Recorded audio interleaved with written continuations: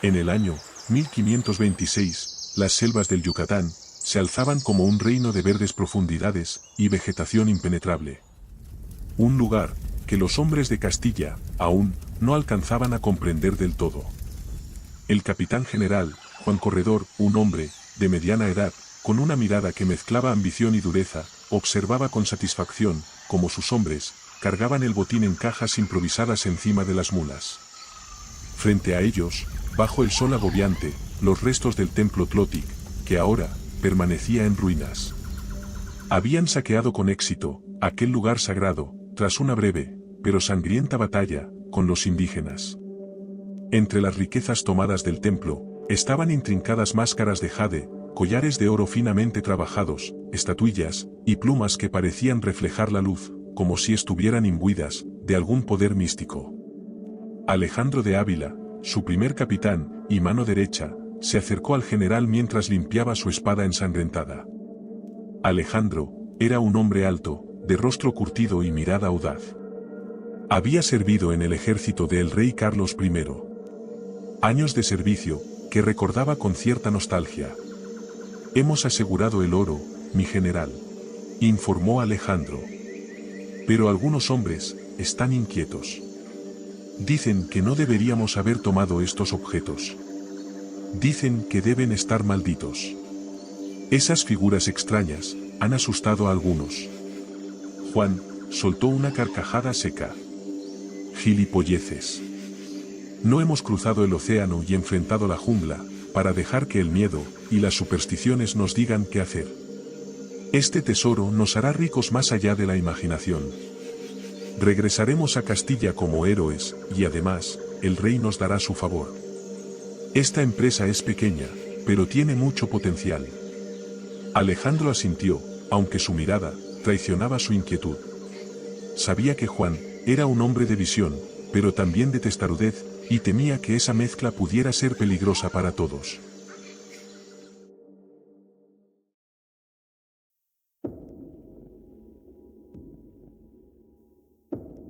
A unas millas de distancia, escondido entre la espesura de los árboles, Tonaca observó el humo que se alzaba en dirección del templo profanado.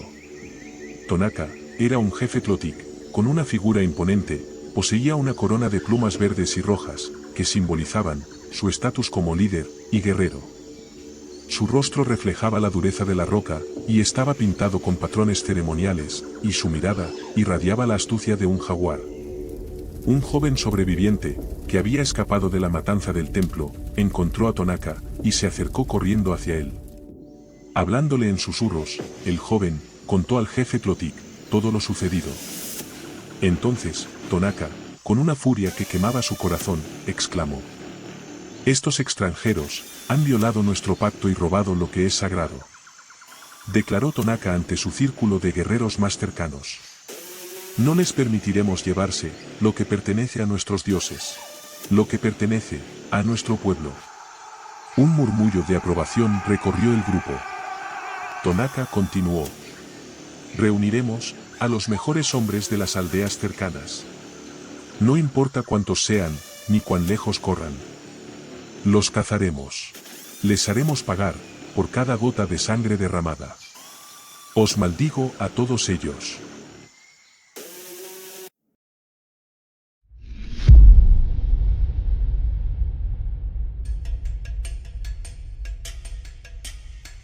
Mientras los españoles comenzaban su retirada, la selva parecía cerrarse alrededor de ellos.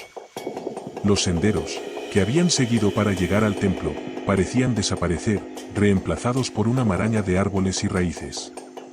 La humedad era sofocante, y los mosquitos atacaban sin piedad. «Esta jungla parece tener vida propia», murmuró uno de los soldados, mientras cargaba una de las pesadas cajas del botín. «Deja de quejarte, hombre», gruñó Alejandro. «La jungla no mata. Lo que nos matará será seguir escuchando tus quejas». Sin embargo, la primera señal del peligro llegó al caer la noche. Mientras acampaban en un claro, un grito desgarrador rompió el silencio. Cuando los hombres corrieron hacia el sonido, encontraron a uno de los suyos, un hombre, llamado Eladio de la Vela, quien estaba colgando de un árbol, con una liana atada a uno de sus pies, y un par de estacas de madera incrustadas en el pecho. Parecía que alguien había dejado una trampa, y el hombre cayó en ella, o no había señales de los atacantes. «Dios nos proteja», exclamó un soldado, persignándose apresuradamente. Alejandro, intentando mantener el orden, ordenó doblar la vigilancia, pero las miradas nerviosas de los hombres revelaban preocupación. Juan, por su parte, parecía tranquilo. Estos bárbaros dejaron una trampa, y don Eladio cayó en ella. Tal vez, para cazar algún cerdo de la selva. «Tranquilizaos, no se alejen del campamento», dijo Juan con voz firme. «Bajadle del palo y entiérrenlo, es lo menos que podemos hacer por el señor de la vela». Mientras el grupo descansaba en un claro, Tonaca observaba desde una colina cercana. A su lado, su segundo al mando, llamado Ical, un joven guerrero conocido por su destreza con la lanza, habló, con voz baja. «Idiotas, son como coyotes asustados.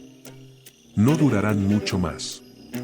Tonaca dio una pequeña sonrisa, pero sus ojos permanecían fijos en el campamento español. «No solo buscamos su muerte, Ical. Este capitán debe sufrir. Debe saber lo que significa enfrentarse a los dioses de esta tierra, debe saber que nuestros corazones sangran, y que el suyo también lo hará». El pueblo Tlotic clamaba justicia, y Tonaca estaba dispuesto a dar su vida para asegurarla.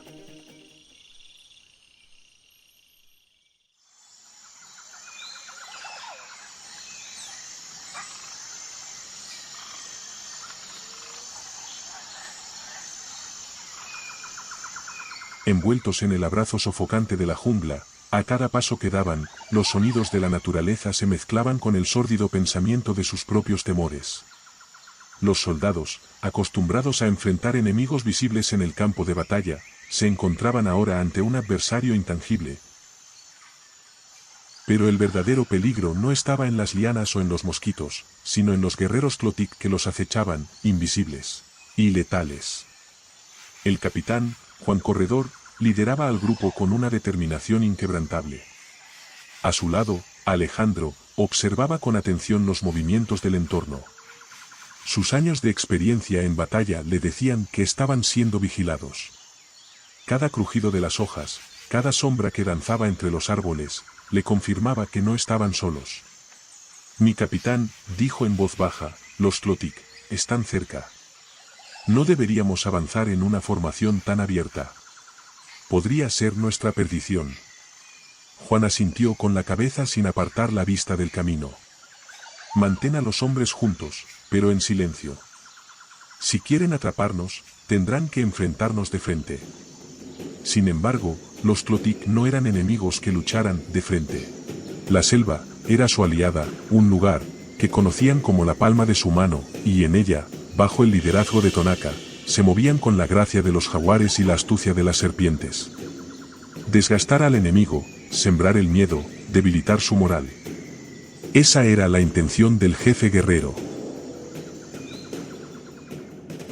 El primer ataque llegó al amanecer. Mientras los soldados recogían el campamento, una lluvia de flechas silbó entre los árboles. Los hombres gritaban, y algunos cayeron al suelo, antes de siquiera entender de qué lugar provenía el ataque. Los soldados supervivientes corrían a cubrirse, y a observar desde dónde disparaban. Pero los Tlotic cesaron el ataque, y desaparecieron en la espesura. «Cobardes, den la cara», gritó uno de los soldados poniéndose de pie, pero su bravuconería fue silenciada por una lanza que atravesó su pecho. Alejandro organizó rápidamente una defensa, formando un círculo con los hombres que quedaban. Pero los Tlotic no volvieron a atacar. Aquella noche, el miedo fue palpable. Los soldados hablaban en voz baja, algunos rezaban, otros miraban fijamente la oscuridad, esperando, con gran incertidumbre. Juan, sentado junto al fuego, observó a sus hombres con una mezcla de frustración y preocupación. «Esto es lo que quieren», dijo Juan, dirigiéndose a Alejandro. «Quieren que nuestros hombres pierdan la fe. Pero no nos doblegaremos, debemos resistir. Dios está con nosotros. Eso dependerá de cuánto tiempo puedan aguantar los hombres, mi capitán, respondió Alejandro. No somos invencibles. Dios no está aquí, aquí solo están esos salvajes, esos demonios. Cálmate, Alejandro, o tendré que darte una hostia, no es momento de perder la olla. Mantened la disciplina, no quiero que los hombres duden de esta causa. Cálmate, y deja de flipar con estupideces. A medida que avanzaban, y los días pasaban, las trampas se hicieron más frecuentes y más ingeniosas. Varios soldados fueron víctimas de pozos llenos de estacas, ocultos, bajo hojas y ramas. Otro fue aplastado por un tronco que se liberó al activar un mecanismo, disimulado entre las lianas. Algunos desaparecían entre los matorrales, y no se les volvía a ver más. Trampas de ramas espinosas infectadas con venenos, intoxicaban y se cobraban algunas vidas. Los hombres solo veían enemigos en cada sombra. Temían cada paso que daban. Y Tonaka solo observaba desde la lejanía a los extranjeros y la desesperación en sus ojos.